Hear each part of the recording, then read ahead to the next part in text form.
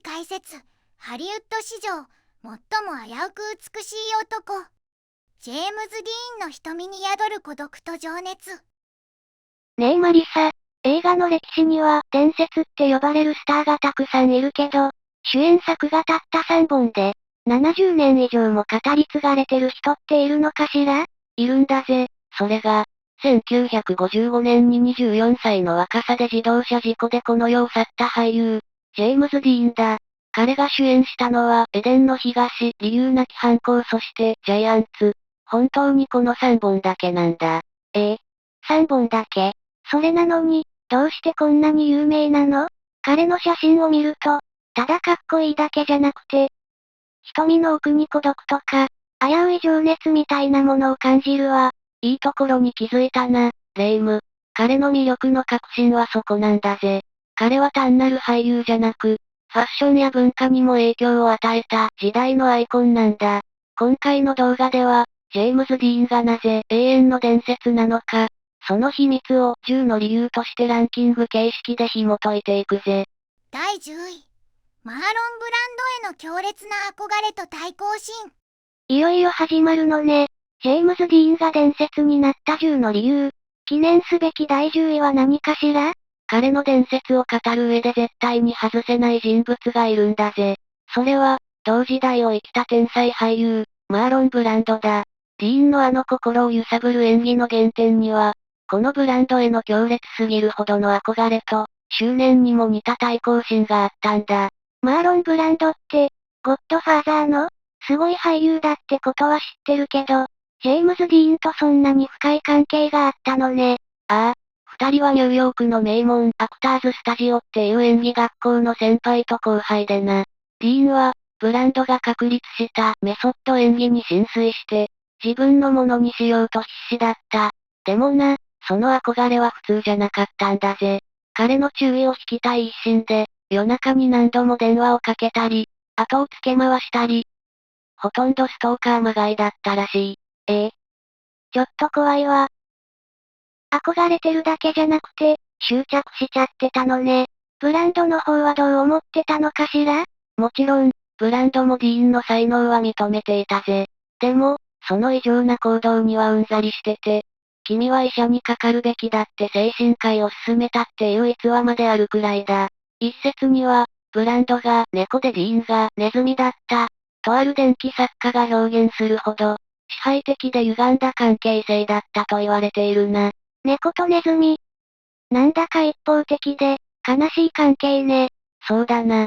でも、この歪んだ執着心があったからこそ、ディーンの演技には他の誰にも真似できない切実さや危うさが生まれたとも言えるんだ。天才への狂しいほどの憧れが、もう一人の天才を覚醒させた。彼の伝説は、マーロン・ブランドという巨大な光と影なくしては始まらなかったんだぜ。第9位。愛したポルシェとカーレースへの情熱。マーロン・ブランドへの執着が、彼の演技の原点だったのね。じゃあ、第9位はどんな理由なのかしら？第9位は、俳優ジェームズ・ディーンのもう一つの顔であり、彼の危うさを象徴する、カーレースへの狂しいほどの情熱だ。彼はただの車好きじゃない。レースで何度も優勝するほどの、プロ級の腕を持つレーシングドライバーだったんだぜ。俳優業だけでも大変そうなのに、レーサーもやってたなんて、まさに命がけじゃない。でも、それだけ彼を夢中にさせるものがあったのね。ああ、彼の最後の愛車は、シルバーに輝くポルシェ550スパイダー。ディーンはこの相棒にリトルバスタード。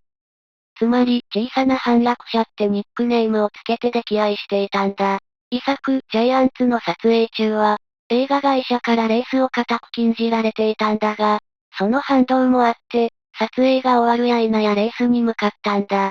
なんだか、死に急いでいるみたいで、少し怖いわ。その言葉通り、不気味な逸話が残ってるんだ。事故を起こすわずか7日前、ディーンはレストランで俳優のアレック・ギネスに自慢の愛車を見せた。するとギネスは、まるで未来が見えたかのようにこう言ったんだ。あの車に乗っていたら、来週には死体で発見されるかもしれないってな。そして悲しいことに、その予言は的中してしまったんだぜ。鳥肌が立ったわ。偶然だとしても、怖すぎる予言ね。しかも、伝説は彼の死だけでは終わらない。事故で大破したリトルバスタードのエンジンやタイヤを引き取った人間が、次々と謎の事故にあったんだ。これは、リトルバスタードの呪いとして、今でも語り継がれている。彼の破滅的なイメージは、この悲劇の愛者と死の伝説によって、決定的なものになったんだぜ。第8位、アクターズスタジオとメソッド演技。カーレースに呪われた愛車。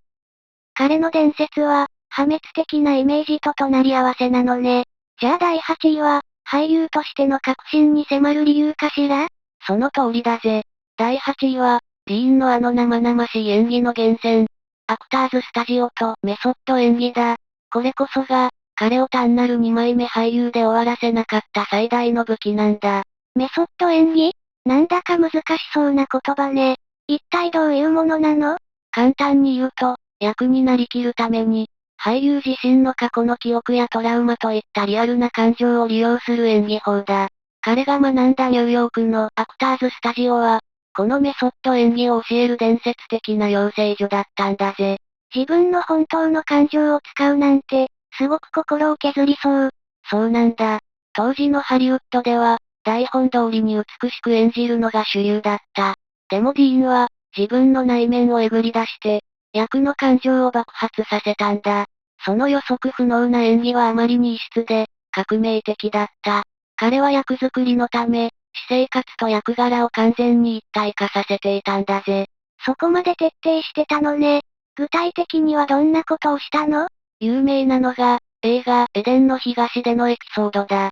父親に愛されない息子の役を演じるため、父親役のベテラン俳優レイモンド・マッセイに、撮影期間中わざと嫌われるような横柄な態度を取り続けた。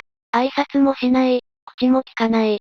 その結果、マッセイは本気でディーンを嫌いになり、スクリーンに映る険悪な親子の空気は、まさに本物になったんだぜ。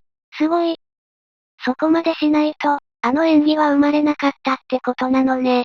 ああ、役と自分を同一化させる。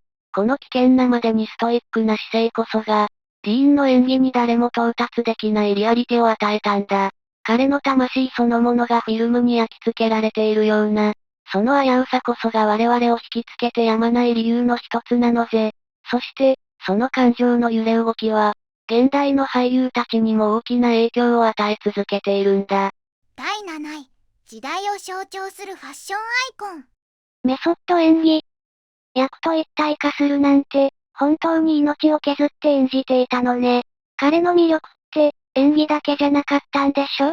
もちろんだぜ。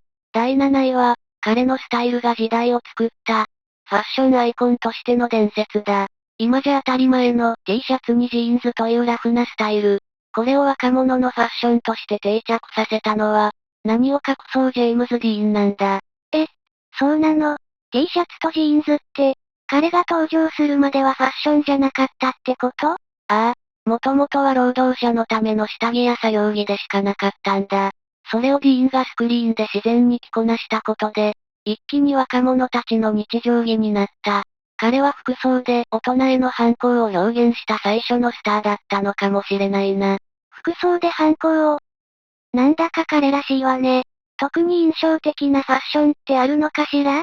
なんといっても映画、理由なき反抗で着ていた赤いジャケットだな。あれはマクレガー社のナイロンアンチフリーズっていうモデルなんだが、今や彼の反骨精神の象徴だ。それから、写真家のデニス・ストックが撮った一枚も外せない。雨のタイムズスクエアを、トレンチコートの襟を立てて歩くモノクロ写真。あの孤独な姿は、彼のイメージそのものになったんだぜ。あの有名な写真ね。確かに、あの姿はただのおしゃれじゃなくて、彼の内面が滲み出てる感じがするわ。その通りなんだぜ。彼は強度の禁止で、プライベートではメガネをかけていたんだが、それすらもファッションアイテムにしてしまった。彼のスタイルは、単に服を着るんじゃなく、自分の内にある憂いや繊細さを表現する手段だったんだ。だからこそ、70年経った今でも世界中の人々が彼の着こなしを真似したくなるのさ。特に、その着こなしはジーンズやレザージャケットといったアイテムを定番化させ、ファッション誌における彼の影響力は計り知れないな。第6位、名称エリア火山との運命的な出会い。ファッションまで伝説になってるなんて、本当にすごいわね。でも、どんなに才能があっても、誰かに見つけてもらわないと輝けないんじゃないかしら？まさにその通りだぜ、レイム。第6位は、ジェームズ・ディーンという無名の原石を磨き上げた男。名称エリア火山監督との運命的な出会いだ。この出会いがなければ、俳優ジェームズ・ディーンの伝説は始まらなかったんだ。エリア火山。どこかで聞いた名前ね。当然だぜ。彼は第10位で話したマーロン・ブランドの才能を最初に見抜いた監督であり、ディーンが学んだアクターズスタジオの創設者の一人でもあるんだ。まさに、ディーンの演技のルーツを知り尽くした人物だったのさ。じゃあ、自分の教え子の中から見つけ出したってこと？いや、それが少し違うんだ。当時、ディーンはまだ映画界では無名で、ブロードウェイの舞台に立っていた。火山は舞台上のディーンを見た瞬間に、その他大勢とは全く違う、特別な才能のきらめきに気づいたんだぜ。そして、自分の次回作、エデンの東の主役に彼しかいないと確信したんだ。舞台で一目惚れしたのね。でも、いきなり無名を主役に抜擢するなんて、すごい決断じゃない？ああ、だから火山は、とっておきの方法を使った。原作者である文豪ジョン・スタインベック本人にディーンを直接会わせたんだ。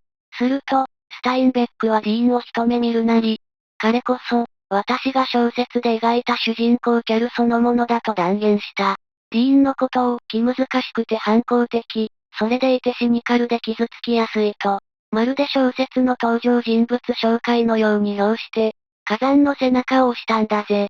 原作者本人にお墨付きをもらったのね。それなら誰も文句は言えないわ。そういうことだ。才能を見抜く監督と、その才能の価値を保証する原作者。この強力なタッグが、ジェームズ・ディーンをブロードウェイの片隅から、一気に世界の中心へと押し上げたんだぜ。第5位、エデンの東で見せた鮮烈なデビュー。エリア火山とスタインベック。最高の才能に最高の才能が見出されたのね。運命の出会いを果たして、いよいよスクリーンデビューするわけね。ああ、その通りだぜ。第5位は、彼の伝説の幕開けとなった鮮烈なデビュー作、1955年公開のエデンの東だ。この映画の衝撃は凄まじく、ディーンは映画初主演にして、いきなりアカデミー主演男優賞にノミネートされるという快挙を成し遂げたんだ。デビュー作でいきなりアカデミー賞。すごすぎるわ。一体どんな役を演じたの？彼が演じたのは、キャルトラスクっていう青年だ。真面目な兄ばかりを可愛がる父親の愛に飢え、自分の中に流れる母親の血に苦悩する。まさに、ディーン自身の生い立ちとも重なるような、孤独と渇望を抱えた役だった。彼はこの役に、自分の魂を丸ごと注ぎ込んだんだぜ。彼の持つ雰囲気そのものの役だったのね。特に、彼の演技が爆発したようなシーンがあったんでしょ？ああ、映画史に残る伝説的なアドリブシーンだな。父の誕生日に、苦労して稼いだお金をプレゼントするんだが、汚い金だと突き返されてしまう場面だ。元々の脚本では、拒絶されたキャルは黙ってその場を走り去る。ただそれだけだった。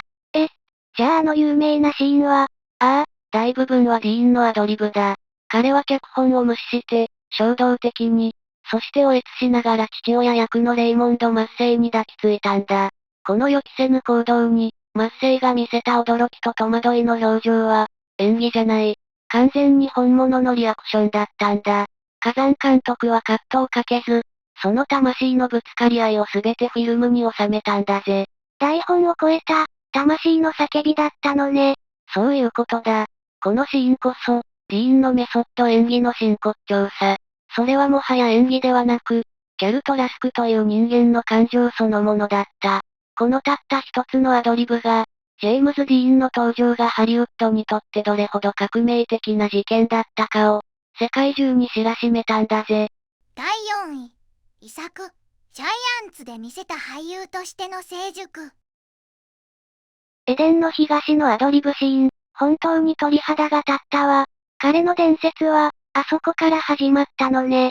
ああ、だが、彼の真の恐ろしさは、あの衝撃だけで終わらなかったことにある。第4位は、彼の最後の主演作に指定作となったジャイアンツだ。この映画で彼は、俳優として驚くべき成熟と、計り知れない可能性を見せつけたんだぜ。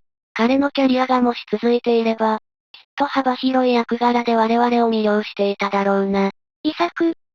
これが最後の作品だったのね。どんな役だったの？貧しい牧道から、執念で石油を掘り当て億万長者になるジェットリンクという男の一大記だ。これまでの反抗する若者とは全く違う。富と名声を得る一方で、愛には恵まれず孤独に置いていく。そんな男の30年にわたる生涯を、24歳の彼が完璧に演じ切ったんだ。24歳で老け役まで、全く想像がつかないわ。その演技は本物だった。特に圧巻なのが、映画のクライマックスだ。自分が建てた巨大なホテルの祝賀パーティーで、長年いがみ合ってきたライバル一家についに見捨てられてしまう。がらんとした大広間に立った一人取り残されたジェットが、泥酔状態で、誰にも聞こえないスピーチを始めるんだ。うわぁ。想像しただけで、ものすごく孤独で、惨めなシーンね。ああ、ろれつも回らず、言葉にならない言葉を虚しくつぶやき、やがて力なく演台に突っ伏してしまう。その背中には、富も名声も何の意味もなさなかった男の、深い絶望が刻まれているんだ。ディーンはこの遺作で、単なる時代のアイドルじゃない、人間の複雑な内面を表現できる本物の俳優であることを証明した。だからこそ、彼はエデンの東に続き、2度目のアカデミー主演男優賞に4、5ノミネートされた。主演男優賞に4、5ノミネートされた俳優は彼が史上初であり、2度も4、5ノミネートされた俳優は後にも先にも彼だけだ。まさに歴史に名を刻んだのさ。第3位、映画史を変えた理由なき反抗という奇跡。ジャイアンツで老け役まで完璧に演じ切ったなんて驚きだわ。でも、やっぱりジェームズ・ディーンといえば、危うくて反抗的な若者っていうイメージが強いわよね。ああ、そのイメージを決定づけ、彼を俳優から時代の象徴へと昇華させたのが、第3位、彼の代名詞とも言える映画、理由なき反抗だ。この映画こそが、彼を永遠の伝説にしたんだぜ。時代の象徴。どうしてこの一本が、そこまで特別な作品になったのかしら？彼が演じたジム・スタークという少年の姿が、当時の若者たちの心をわしづかみにしたからだ。頼りにならない大人たちへの不満、誰にも理解されないっていう疎外感、そんな行き場のない怒りを、ジムがスクリーンの中で体現してくれたんだ。若者たちの魂の代弁者だったのね。特に象徴的だったシーンやセリフがあったの？もちろんだぜ。両親との言い争いの末に彼が叫んだ、You are tearing me apart。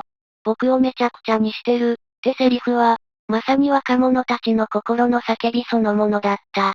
そして、赤いジャケットを羽織って崖に向かって車を走らせる、チキンランは、彼の危うい魅力を象徴する伝説のシーンとして語り継がれている。そのシーンは有名よね。でも、この映画が伝説になった理由は、それだけじゃないって聞いたことがあるわ。なんだか、呪われている、みたいな。その通りだ。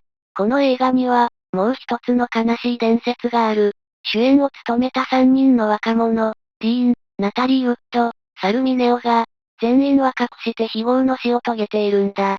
ディーンは24歳で自動車事故死。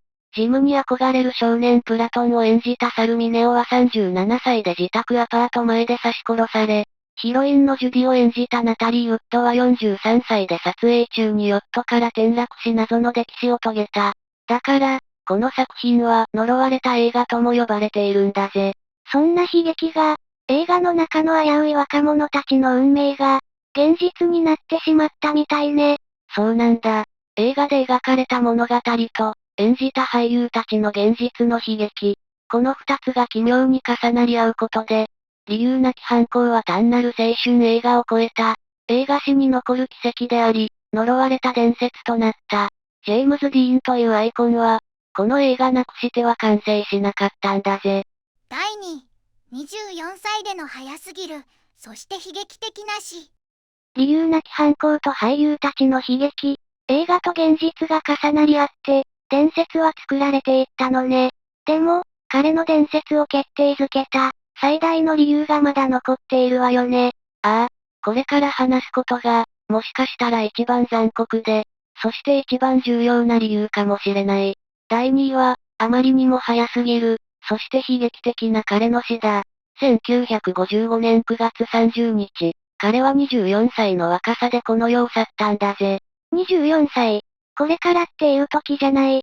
第9位で話してくれた、カーレースに向かう途中の事故だったわよね。その通りだ。遺作となったジャイアンツの撮影を終えた、わずか1週間後のことだった。レース場へ向かうハイウェイで、彼のポルシェは対向車と衝突。彼はほぼ即死状態だったという。だがな、レイム。ここで本当に衝撃的な事実を教えよう。彼が死んだ時点で、公開されていた主演映画は、たったの1本。エデンの東だけだったんだ。嘘でしょ。じゃあ、理由なき犯行や、ジャイアンツは、ああ、どちらも彼の死後に公開された映画なんだ。つまり、彼が生きていた時の評価は、あくまで将来を期待される、新進気鋭の若手俳優でしかなかった。私たちが知っている伝説のジェームズ・ディーンは、彼の死の後に、残された2本のフィルムによって作り上げられたものなんだぜ。そうだったの。生きていたら、もっとたくさんの素晴らしい演技を見せてくれたはずなのに。まったくだ。だが、皮肉なことにな、この未完成こそが、彼を神格化した最大の要因なんだ。もし彼が長生きしていたら、年を取り、いつしか若者の象徴ではなくなっていたかもしれない。だが、彼はキャリアの絶頂期で、無限の可能性を残したまま、永遠に年を取らない存在になった。その鮮烈な生き様と、突然の死という結末が、ジェームズ・ディーンを映画史に刻まれる永遠の伝説にしたんだぜ。第1位、瞳に宿る永遠の孤独と渇望。早すぎる死が、彼を永遠の存在にしたのね。いよいよ第1位。これまで話してくれたすべての理由を超えて、彼を伝説にした確信に迫るのね。ああ、メソッド演技も、ファッションも、そして悲劇的な死さえも、すべてはここに行き着く。ジェームズ・ディーンが伝説になった理由、その第一位は、彼の瞳の奥に宿る、永遠の孤独と渇望だ。